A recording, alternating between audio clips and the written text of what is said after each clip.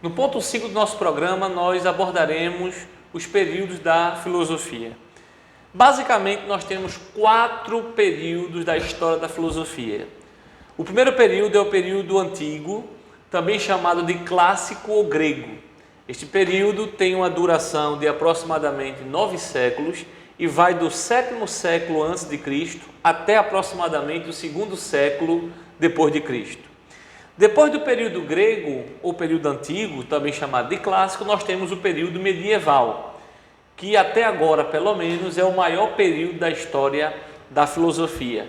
Esse período compreende os séculos 2 até o 15º século da era cristã. Portanto, aí 13, 14 séculos de filosofia medieval. O terceiro período da história da filosofia é o período moderno. Esse período moderno vai de aproximadamente o 15º, 16º século depois de Cristo até bem próximo de nós aqui, finais do século XIX e início do século XX. E, por fim, nós temos o último período da filosofia, que é esse período que nós estamos vivendo, chamado de período contemporâneo, que vai exatamente do início do século XX até os nossos dias. Esse período contemporâneo também é chamado de pós-moderno, exatamente porque vem logo após a modernidade. De maneira mais pontual, nós podemos caracterizar, e aqui de uma maneira muito geral também, cada um desses subperíodos, ou seja, o período antigo, o período medieval, o período moderno e o período contemporâneo. Por exemplo, o período grego, ele pode ser subdividido em 4 subperíodos. Por exemplo, nós temos na filosofia grega a chamada filosofia ou subperíodo pré-socrático, cuja preocupação era com a origem do mundo, por isso que era chamado de cosmológico. Cosmos em grego quer dizer mundo organizado.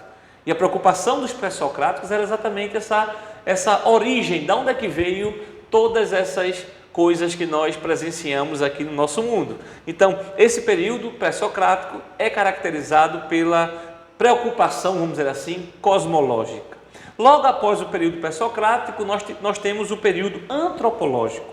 E 2 grandes grupos prefiguram, vamos dizer assim, as discussões mais relevantes desse período. Por um lado, nós temos os sofistas, que era um grupo de filósofos muito preocupados com essa questão, discutiam muito essa questão do que é o homem, a educação humana, a questão do papel do homem em descobrir a verdade, o que é a verdade, etc.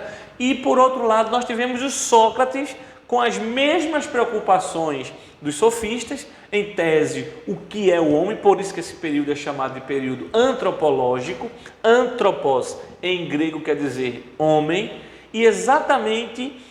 mas exatamente Sócrates estava numa posição completamente oposta à posição dos sofistas, e por isso era constante, e você vê muito claramente isso nos manuais, são constantes as discussões com relação à verdade, com relação ao que é o homem, entre Sócrates e sofista.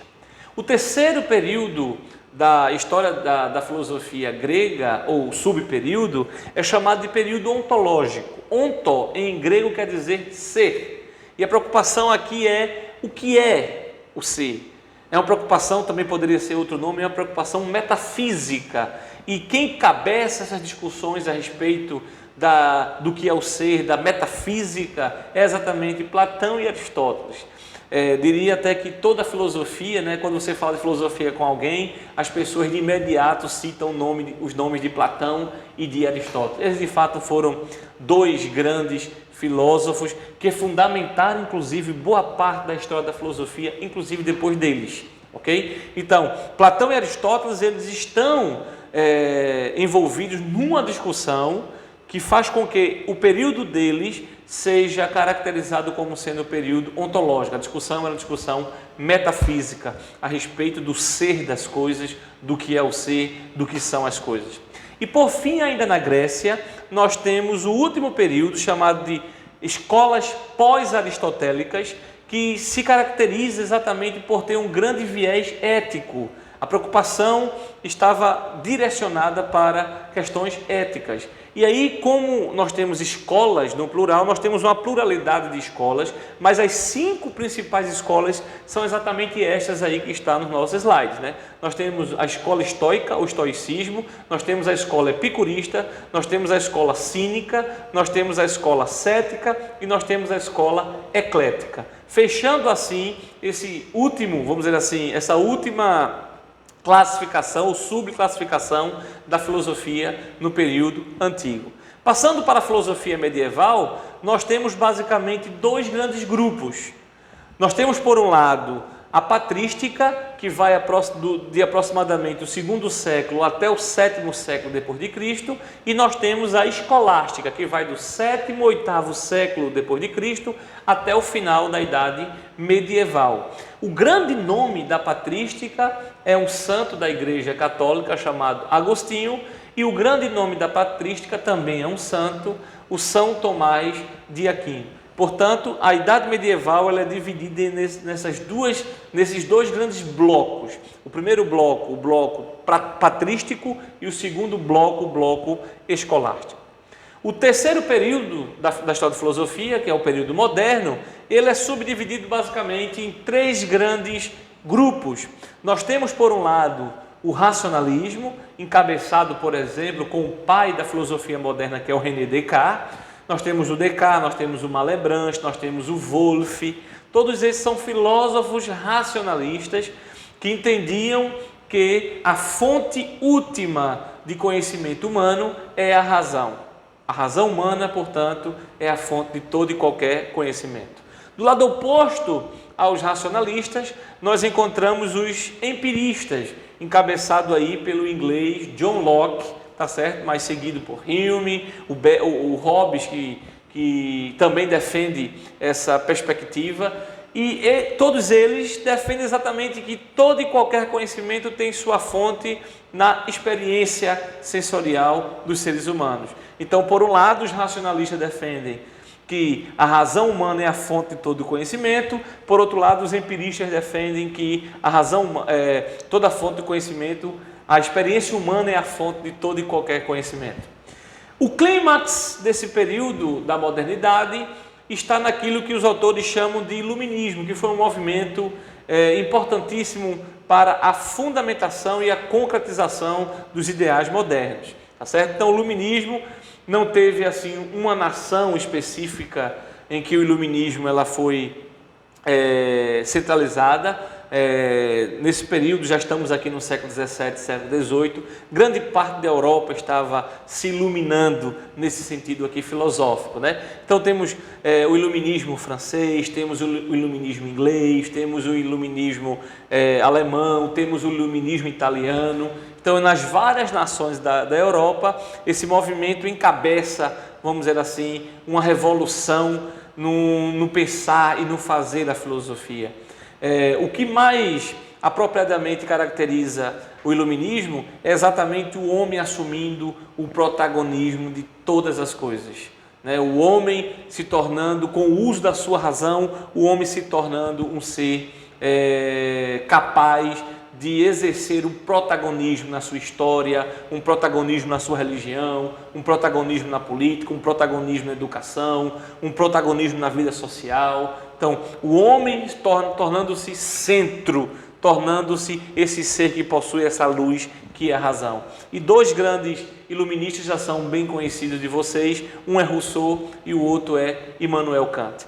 Para concluir esse ponto 5 da nossa disciplina, nós fecharemos com o período contemporâneo. E o período contemporâneo, eu diria, é um período bastante delicado, porque nós estamos vivendo ainda esse período contemporâneo. Mas o que especificamente caracteriza esse período contemporâneo da filosofia é exatamente a pluralidade de correntes filosóficas. Com o abandono do ideal moderno de pensamento, né, o abandono desse homem iluminista, a filosofia ela se fragmentou de uma tal maneira que o que temos agora é uma pluralidade de escolas filosóficas.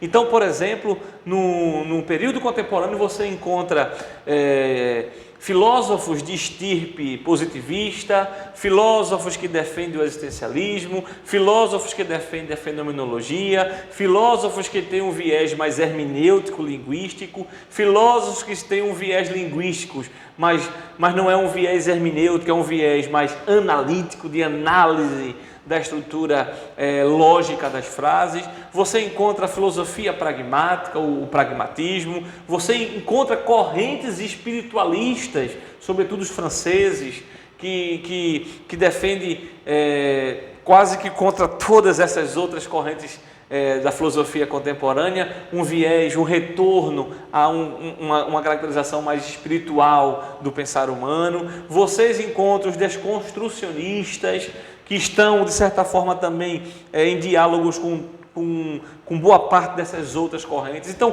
o que você vai encontrar na filosofia contemporânea, na verdade, não é a contraposição de 2, 3 escolas, mas é uma pluralidade de escolas que muitas vezes estão sendo postas uma contra as outras, de modo que é um dos períodos mais conturbados em termos de definição de filosofia, é exatamente o período contemporâneo.